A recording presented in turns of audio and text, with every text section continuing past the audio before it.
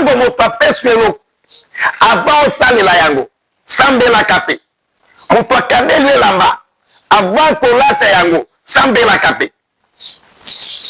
Alors mes bien-aimés, tango ndeko akameli ndeko elamba zote elamba wana batravaillaki na bongani une fois akolata soit akufa soit apumbwa liboma soit akoma kizek soit atikala koka po makolo na ye ekende koservi na mokili ya molili. Et c'est comme ça monde spirituel. Garçon oyo pe lokola azalaki na Yesu te bapesi elamba azwi elamba alati tango alati elamba asantire nzoto ekomi malili. Bien aimé, ténèbre ekobongola mutu meme ngungi na minute na seconde. Ténèbre ekobongola mutu soki na minute na seconde parce que ténèbre eyimitaka Christ. Soki Jean-Baptiste azomona Christ lokola agneau lokola nyama, de la même manière ténèbre peut jouer formule wana. C'est très important. Et tango ndeko alati ayoki malili on dirait mutu eloko mozo tourner na mutu ebimi mutu a sentir douleur na niveau ya colonne ebimi douleur na colonne a sentir makolo eteli moto eza ba signe ya maladie démoniaque. Okoyeba ndeni ke yo oza kombati na ba maladie démoniaque na ba maladie satanique. Okomaki la malade ya bongo échangeaka na forme ekomi mutu ekomi libumu ekomi lokolo tout consort. Et tango ekiti na likolo ndeko wana yoki gaz on dirait eloko evandeli ye na likolo bisika avandaki ameka kotombola likolo likolo eboyi ameka ya mibale likolo eboyi asentir ke makolo nyonso mibale elembi akokaki lisusu kosala eloko te na baninga na bandeko bakamwaki eloko ekomi bwendeli bameki kokende l'hôpital a expliqué ma médecin tant que ma médecin m'a dit shalom bien-aimé, shalom mon frère, ma sœur. De nous nalingaki d'abord na exhorté pour na foi et puis na lobela pour na guérison miracle oyo ezo sala rage na réseaux sociaux na TikTok, Facebook. Moto nyonso a commenté na ndenge na ye. D'abord pour na ba oyo ba minimiser, ba fingi, ba lobi n'importe quoi. Christ a lobi à moi la vengeance, à moi la rétribution. Vraiment que le Seigneur vous pardonne. Et pour na bandeko bazolanda biso na YouTube na live oyo. D'abord na expliquer contenu à image ya miracle oyo bozomona awa. Omoni na monde spirituel eza différent na monde physique. Na monde physique eloko nyonso esomba makana mbongo. Mais na monde spirituel, les bien-aimés dans le Seigneur, eloko nyonso etambolaka na foi. Ce qui foi eza, c'est possible bakufi base quoi. Ngana yebi, il y a une jeune fille moko na banda ko enseigner l'intercesseur. Ça comment un intercesseur peut travailler, comment miracle et s'opérer dans la prière, nzamba za capable na kosekisa bakufi. Ezalaki na ndeko mwasi moko Nicole, mwana ya kofeli brisque. Abandé ko s'attendre te et a paniqué à l'eli bazui mwana baki manena mauti na kati ya panique obi ababo kina mwana ngana mauti na ebi ya apôtre moko César to kina mwana wana kuna balingi basala a paniqué vraiment ba na mwana babwaki bisika na bando pe sa formation na ba intercesseur o bazala kipembe nanga tango basimi mwana zamba babeki papa azali soute ya kufi. Mais ndenge nzamba pemela kibiso. On a prié pour l'enfant et mwana wana zonga ki na bomu. Bien aimé, seulement que biso ba misusu nano nzamba asali biso grâce ya koyebana te na Kinshasa surtout pe na monde lokola ba homme de Dieu musu nazomona mais libanda na ba province ba oyo nyonso bazomona image oyo moto akodute nango te et surtout malade ya ba pays francophone bazona difficulté ya kokroire na nguya na nzambe bazwi nguya na nzambe bapesi Satan bazwi ba analyse scientifique basemboli yango liboso. Or ce qui est capable aux hommes c'est possible à Dieu. En réalité pona ndeko oyo abando tambola te atamboli pona information na biso il faut na noyeba ke koka nyonso tenya azalaka na makolo moke kende kosala ba recherche esina bakoka bazana makolo minene. Mais qu'est-ce qui s'est passé na vie ya ndeko oyo ya image oyo bozomona abotama koka te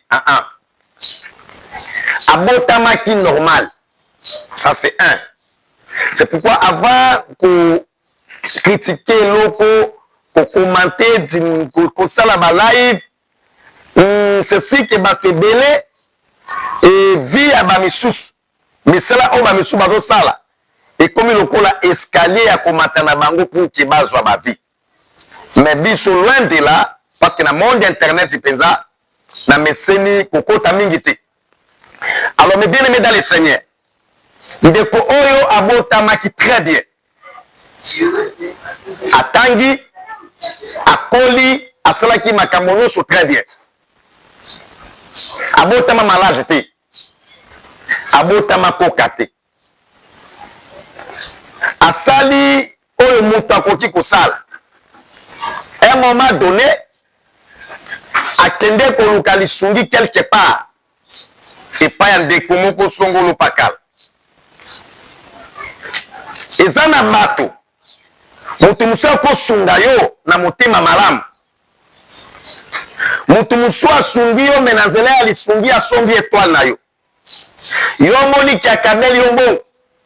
Menazele ya mbongo apesi yo asombi étoile. Mbongo wana esombi mariage na yo. Mbongo wana elongoli eloko moko songolo pakala na nzoto. Mutu musoko kamela yo elamba yo moni cha kamelo elamba na ndenge ya malamu uzoka na kati ya bilamba bademo bavanda lokola ndeko oyo kokuta na ndeko asundaki à la fin de compte tango ndeko wana asundaki zoka ndeko azosunga ye akotaka bonganga akotaka makisi azala kati ya basianse occulte ye abemisaka vi ya bato na nzela ya kokabelaka bango na nzela ya kosungaka bango. C'est pourquoi tango moto apesi eloko avant osalela yango sambelaka pe moto akabeli elamba avant kolata yango sambelaka pe. Alors mes bien-aimés, tango ndeko akabeli ndeko elamba donc elamba wana batravaillaki na bonganga une fois akolata soit akufa soit apumbwa liboma soit akomakize soit atikala koka po makolo na ye ekende koservir na mokili ya molili. Et c'est comme ça monde spirituel. Garçon oyo pe lokola azalaki na Yesu te bapesi elamba azwi elamba alati tango alati elamba asentir nzoto ekomi malili. Bien aimé, ténèbres ekobongola mutu na mingungi na minute na seconde. Ténèbres ekobongola mutu soki na minute na seconde. Parce que ténèbres eyimitaka Christ. Soki Jean-Baptiste azomona Christ lokola agneau lokola nyama. De la même manière, ténèbres peut ezwa formule wana. C'est très important. Et tango ndeko alati ayoki malili on dirait mutu eloko mozo tourner na mutu ebimi mutu a sentir douleur na niveau ya colonne ebimi douleur na colonne a sentir makolo epeli moto eza bana signe ya maladie démoniaque okoye mandeni ke yo za combattre na ba maladie démoniaque na ba maladie satanique okomaki la malade abongo échangeaka ba forme ekomi mamutu ekomi libumu ekomi lokolo tout consort etango ekiti na likolo ndeko wana yoki gaz on dirait eloko evandeli ye na likolo bisika avandaki ameka kotombola likolo eboyi ameka ya mibale likolo eboyi asantiri ke makolo nyonso mibale enembi akokaki lisusu kosala eloko te na baninga na bandeko bakamwaki eloko ekomi bwendeli bameki kokende hôpital aexplike bamédecin tanko bamédecin bazotala ye babandi omonaki aza malade te me makolo ezokoka kotelema te parce que maladie ya kindoki ya molili diagnostic ou soit laboratoire ya médecine ekokaka kodetecte yango te ekoka kodécouvrir yango te endeko wana atambolaki bapriere na bapriere esimbi te lokola lisungi ya bato ekóma na suka jusqu'à ce que bato mpe bakomaki na suka moyen akontinue baétude ezalaki te mpe ekatali avandi na situation wana de mois et de mois mwa mikolo na kovanda na situation wana nde aye kolanda biso na chaîne ya télévision tobande koteya na ntango tozoteya ndeko moko na kati émission na bando olekisi abande kotémoigne koma azalaki na prostate wana ekomaki na niveau ya cancer eaffaibligaki ye sexuellement ebebisaki ye nzoto etango tokutanaki na ndeko wana abiki sikonga na bandolo basuki nzambe abikisi ndeko oyo aza mpe capable akomikisa yo donc témoignage ya ndeko wana esimbaki ye ye mpe alobi nokemo na paster oyo parce que na kati ya message wa mokolo ya kutu j'ai parlé sur l'enlèvement na bando otalisa koma tokotika mokili oyo mpe tokomata d'abord azalaki touché na matin enlèvement mpe ya milobelaki ata soki mokili ekoboyanga na okokufa lelo me mokolo trompete ekosone il faut nakende lola si tel est le cas il faut nakende na rencontrer moto na nzambe oyo namona prophète oyo lokola auti libanda asa lokola baprofete mingi ya Kinshasa te ye moko nde azoloba ayepa tomoni bascène na baaventure na baprofete ebele ya Kinshasa laisse-moi aller consulter cet homme de Dieu et le dimanche abimeli l'église le preuve ya ndenge mpona kolakisa yo te biso tu toyebaki te ke ekoleka so même otali chaîne na biso eza sali te ni rideau ni eloko moko mpa toa na chantier me barideau ezalaki bavache ya kotia ezalaki si toyebaka ke miracle ya bizaki ekosalema bo nde koambelikaki cher eloko ya mibale si toyebaka ke koleka bongo tolinga toluka bacameramen moko professionnel bacaméra oyo na baimage ya claire si meme otali baimage oyo ezoleka wana eza ya bato oyo babikaki yango bamonaki nde baye kofilme na batelefone eza bafilimage ya telefone esi toyebaka ke kozala bongo tolingaki tozwa kobanda kozwa image na ye ntango azouta libanda kuna na balabala ti ndenge azokota nde bongo montage ezalaka montage ya malamu okobongisa place po bikeloko kolekana kati ya réseaux sociaux ya mibale bien aimé okozwa image kobanda na balabala ti ye okose prépare ndenge esengeli olukende place ya malamu bokomonaka église mokolo wana même cher babongisaki te même bakamera ya malamu ya make babongisaki te parce que miracle elakaka te epa na biso baki inatandi etango ndeko akoti on priait pour les gens ezalaki aye moko te avec les moko mpe azalaki wana sur place amonaki ntango nguya na nzambe etamboli badémon se manifeste na bandako na bazoto ya bato on a appelé maintenant on a maintenant fait appel na babeli moto nyonso azobela aya na namoni frère wana yepe abende na sima bandikuya tango azoya par rapport na mateya totiaki mokolo wana yesu abikisaka ka nyonso ndamboko tango namoni ye lokola mutu nasalaki lokola kobanga mais lokola Paul alobi ce n'est pas moi qui vis mais c'est Christ qui vit dans moi nabondeli mpo na babeli nyonso batanzanie ye atikalaki ya suka et le Saint-Esprit me communiquait le Dieu qui a utilisé Tommy Osimone le Dieu qui a utilisé Aïdi Nabal nzambe oyo asala idausi aza lolenge moko lelo mpe libela na libela soki moto akoti bonganga akoti bakisi apagalize moto abebisi makolo ya moto e bato ebele bandimaka koma yo okondima sataniste akomisi moto ligoma ondimi na nguya ya satana po akomisi moto ligoma mais soki nzambe alongoli ligoma kati ya moto yo otie tembe koma yo okondima diable satana kingoki ebwakili moto mbasu ezi mpe moto mais soki mosala nzambe abondeli mpo na moto mbasu ebiki yo otie tembe okondima me ndenge nzambe nde abikisi mbasu parce que bakaya mbasu na yambi yango ebele mpe ezobika okomona batémoignage mosusu na baimage mosusu moto aye mpenza likolo ya kovimba bapota partout me kobondela mpo likolo ekiti mpe quelque temps esalemi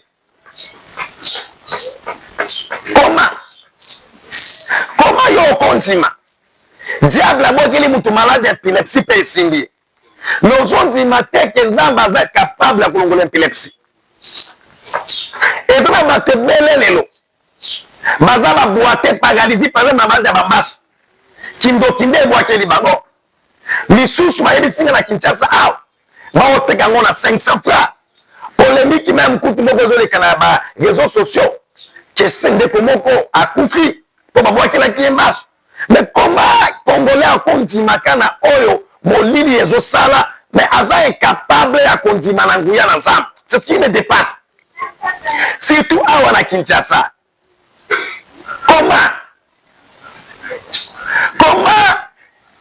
yo oremaka yango moto mande kotambola malamu mais anetre de molili etravaille ye akoti koma asalonge na mbeto ngamulai mais tu es incapable ya kondimaka nzambe okosala eloko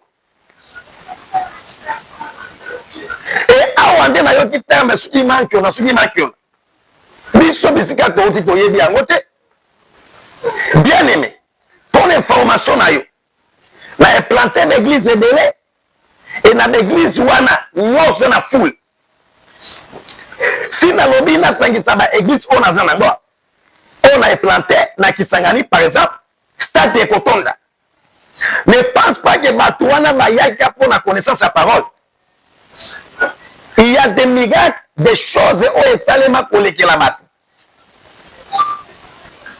alors lelo c'est comme si bato baa na tendance ya kolakisa bitu kaka kobongela mpona bato bakwei tokaka koprophétiser mais makambo ya minene oyo ekoki kosalema moyen salema eza te parce que okoseke trouve par exemple l'hôpital liboso ya motu moko aza na koma akufi aza handicapé olobi o appliqué critique olobi soki bozondimbelanga bokosala koleka oyo nga nasalaki parce que ntango ekosalema par exemple na baimage oyo ozomona awa ebele awa nde bazwi na batelefone na bango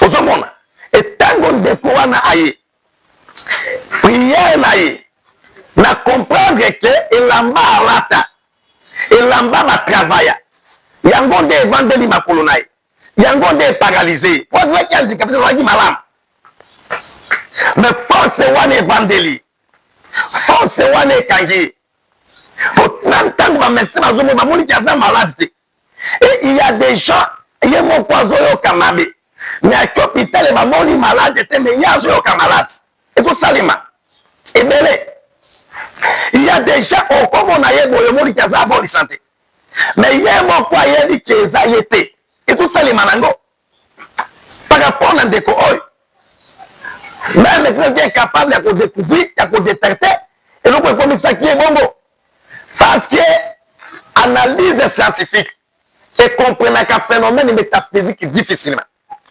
Laboratoire et comprendre la maladie démoniaque difficilement. Et biso to bondeli. Pour la barre qui na kilt. Et c'est qui action mon papa direct. Na bondelaki. Ya ko telema. Ko chasser ma démon. Ko kata ma chaîne. Na tourner. Na télé ma boko. To sali o to kai ko sala. Jusqu'à ce que le kola nzamba lingaka yo ki sa kombo na yesonité. Parce que Bible lobi quiconque invoquera le nom de Jésus-Christ sera sauvé. Et automatiquement, ndeko wana atelemaki. Tango ndeko wana atelemi, ba oba mona ki elekela ki bango. C'est pourquoi bien aimé, c'est possible. Zambabi qui s'appelle à Kango. Yope osna même cas, osna même problème, la même situation. Soit le numéro dans le téléphone. Plus de 143 84 055 33 50. Les ministres à doute. Aux de la prostate, cancer, tuberculose, faiblesse sexuelle, au kangami, na problème en bongo, rien ne marche. Plus de 143 84 055 33 51. Nous sommes des hommes de Dieu très sérieux et puis crédibles. Plus de 143 84 055 33 51. Mais numéro nangana. Ozo ka adresse église dans la première limitée. Ce qui ozo ta na tiango, ozo ta limité comme na hôpital ya HJ. Partout où ta comme na hôpital ya HJ. Et na au niveau HJ, dans un quartier Forgeron, direction Air Congo, avenue Malundu numéro 3. Première limitée, quartier Forgeron et direction Air Congo, avenue Malundu numéro 3. Dans la Kawana, chaque mardi, de 17h à 19h, jeudi 17h à 19h, et dimanche 8h30 à 11h30. Dimanche, oh bien aimé, Yozo Landanga, Tozo Banda Kilt 8h30 à 11h30. Peut-être, oh yo mona qui mona qui le l'aventure, yo paye à Kana, au compte de la DCT. Et donc, mardi, il y a le 28, mardi la semaine prochaine, mardi 28, Tozo Banda séminaire monnaie, et aussi la tue dimanche et 3. Du mardi 28 au dimanche 3, 11e mois. Séminaire Ouadozolobela. Si tu ne prends pas la décision à chaque ta délivrance, ta souffrance sera continuelle. Nzambe alo la pambola yo. Rendez-vous prochainement. Na yambakape bato sans condition, sans problème. Na elobele c'est votre humble serviteur, l'apôtre du Christ, César Limene. Donc l'image au monde ya miracle wana, et sa réalité, et eloko salemaki, nzamba biki sindeko. Et puis, ma parole, de quoi on a besoin de témoigner. Nous allons pas pour la biso.